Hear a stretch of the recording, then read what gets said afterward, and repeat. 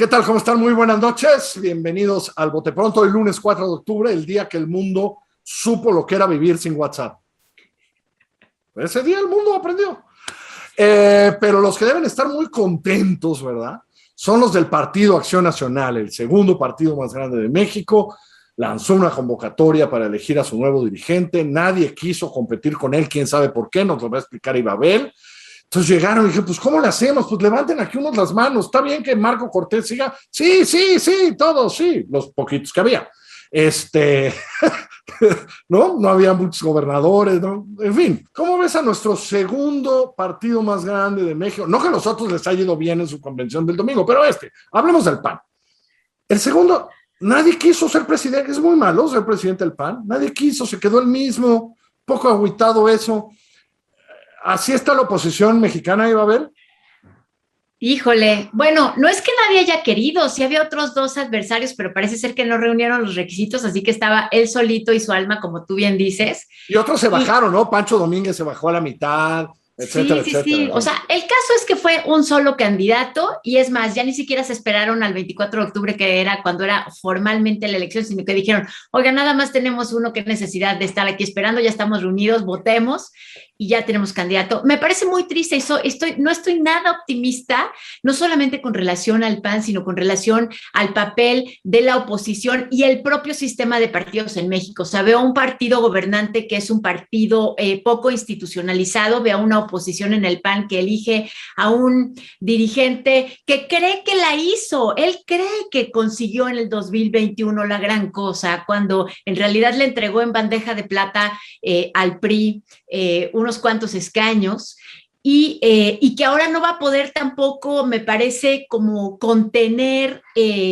el arrollador avance legislativo de Morena, muy probablemente en alianza con el PRI, que de oposición no ha tenido nunca nada, o sea, ni en la alianza de Va por México. Entonces estoy muy, muy pesimista, me preocupa ahorita la reforma eléctrica. Bueno, le llamamos contrarreforma o ya no sé cómo llamarle, pero la reforma de este gobierno federal que anula prácticamente la reforma eléctrica del anterior, la reforma de energía.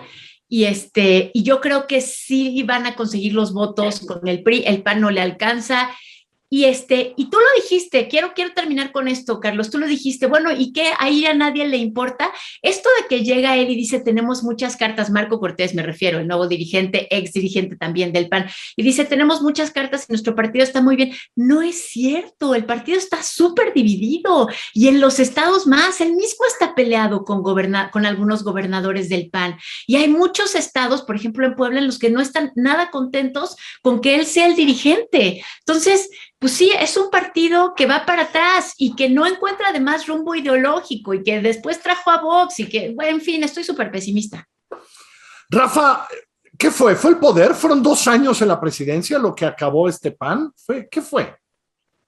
Bueno, probablemente el ejercicio del poder los haya desgastado lo suficiente como para llegar al escenario que hoy estamos viendo. Ibabel hace un buen resumen. Es un escenario francamente desastroso para la segunda fuerza política de México y para un partido que durante muchos años tuvo la gran ventaja y tuvo la capacidad de hacer elecciones internas, democráticas y serias. Hoy en día, Marco Cortés se reelige. ¿Por qué? Porque había que tener 27,000 firmas que nadie reunió. Él reunió 100,000 por si nos hiciera falta. Reunió 100,000.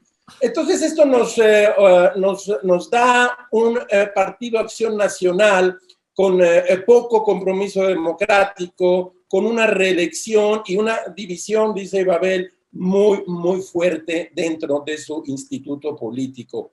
Esto nos lleva a pensar efectivamente que la oposición, o lo que algunos en este bote pronto hemos dicho, que la coalición podía irse fortaleciendo. Bueno, de momento, la política es así, es día por día. De momento lo que estamos viendo es que no hay un futuro realmente consistente para esta oposición. El PAN no tiene un proceso democrático interno y estamos esperando un poco todos a ver qué reacción tiene el PRI ante la propuesta de reforma eléctrica que ha hecho el presidente. Como no tienen mayoría calificada, lo sabemos, necesitan, corríjanme, algo así como entre 75 y 83 diputados, más o menos, ¿no? Por ahí estás bien. Sí. Y necesitan como 4 o 5 senadores. Yo no pensé que el presidente estaría convencido realmente de que podía llegar tan lejos para una reforma tan regresiva, para una reforma que es monopólica de nuevo para la CFE y que nos va a traer al país multitud de problemas y de pleitos con quienes ya habían firmado negocios, como se dice, que es la reforma. De modo que la coalición, lo que podía irse convirtiendo en una oposición, hoy parece debilitada, el presidente parece avanzar y estamos esperando porque ahora el PRI dice que va a hacer unos foros. Y ya yo cuando oigo la palabra foros, me llevo la mano al bolsillo, como decían entonces los clásicos. Así veo más o menos las cosas y soy también pesimista como Ibabel el día de hoy, este lunes, en este Bote Pronto. Ibabel, me interesó que dijiste este problema ideológico. Sí. Cuando yo trabajé cubriendo un poco la campaña de Ricardo Anaya, y nunca voy a olvidar que me llamaba la atención que uno de sus mayores consejeros era nuestro compañero de páginas, Agustín Basabe, que escribió un gran libro sobre la socialdemocracia. Perdón, el PAN no era eso, el PAN de Castillo Peraza no era eso. Su coordinador de campaña formalmente era Jorge Castañeda, que se había peleado con un presidente panista como Felipe Calderón hasta la muerte, que había abandonado de otra cosa. Es decir, sí tienen un problema de qué piensa hoy una centroderecha, ¿no? No está claro. Y algo Ricardo Anaya puede tener alguna culpa en eso, ¿no? Sí, y fíjate que lo apuntaste bien también tú, Rafael. O sea, en realidad cuando vemos una oposición tan debilitada, tan desintegrada y tan vulnerable, en realidad no tiene que ver con que Marco Cortés esté peleando con el gobernador de Querétaro o con que Marco Cortés no sea aquel hombre que jala masas, ¿no? Más bien tiene que ver con la debilidad del partido.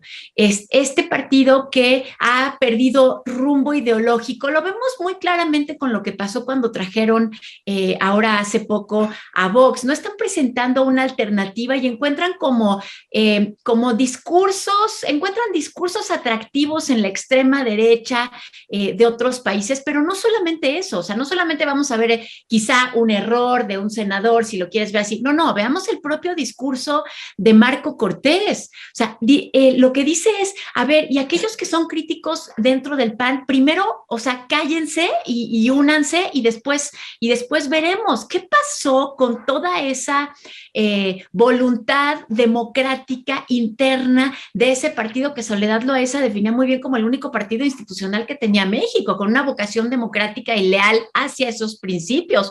Y tú lo dices, Carlos, o sea, ahora ya no sabemos si es una socialdemocracia. Fíjense cómo llega Marco Cortés, que nadie no jala masas. Y entonces dice, bueno, pues lo que tengo que hacer es poner mis corcholatas. Y dice, estos son los 8 presidenciables del PAN. ¿No les parece rarísimo que no nos haya dicho por dónde va a ir, sino cuáles son las corcholatas que él ve y cómo se tienen que comportar los panistas críticos hacia el partido? En lugar de decirnos, este es el país que nosotros queremos construir.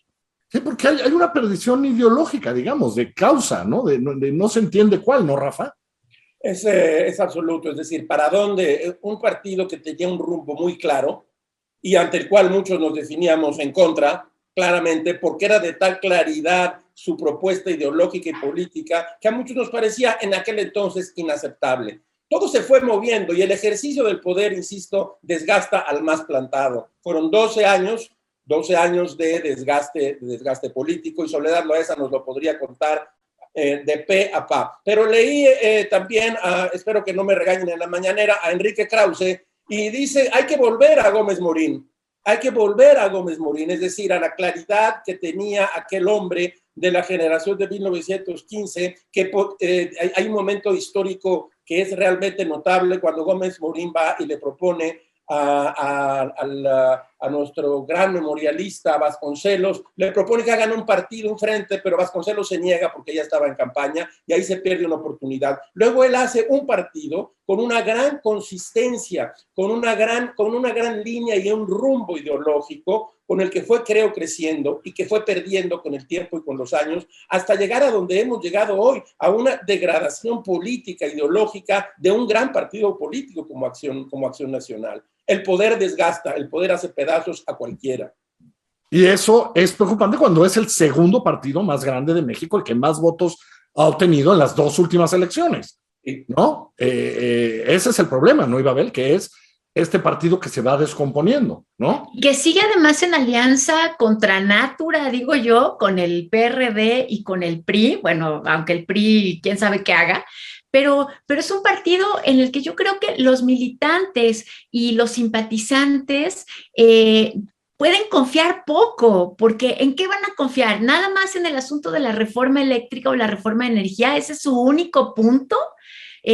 O estos 10 compromisos vagos que tienen, estos 10 compromisos legislativos que tienen de respeto a las instituciones autónomas y de respeto a la división de poderes, y como de rumbo ¿qué? O sea, si nada más lo único que están planteando es nosotros podemos sustituir a Morena en el poder, pues nos va a pasar lo mismo, o bueno, pasaría en caso de que lo lograran, que lo dudo mucho, pero pasaría un poco lo mismo que sucedió cuando tuvimos la alternancia, que la alternancia tuvo mucho valor y yo creo que fue muy importante, pero el tipo de gobierno que tuvimos con Fox no era muy distinto a los gobiernos que habíamos tenido en los sexenios anteriores, no había un cambio de rumbo.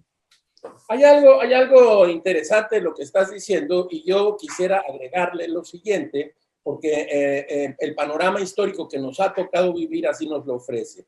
Una de las características fundamentales de la larga campaña de Andrés Manuel López Obrador es que tenía con gran claridad la propuesta de país que quería. Muchos nos horrorizábamos, pero eso dijo, yo voy a hacer esto, voy a tirar las reformas, los pobres primero, y todo lo fue haciendo, es decir, sí tenía una idea de país, aunque muchos no estemos de acuerdo. No hay en el discurso panista hoy una idea de país. Eso es muy grave, no tienen una idea de país. Creen que impugnar y decir 2 o 3 cosas nos va a llevar a votar por ellos. No, la gente quiere, aunque no lo parezcan, ideas fijas, por elementales y simples que estas parezcan.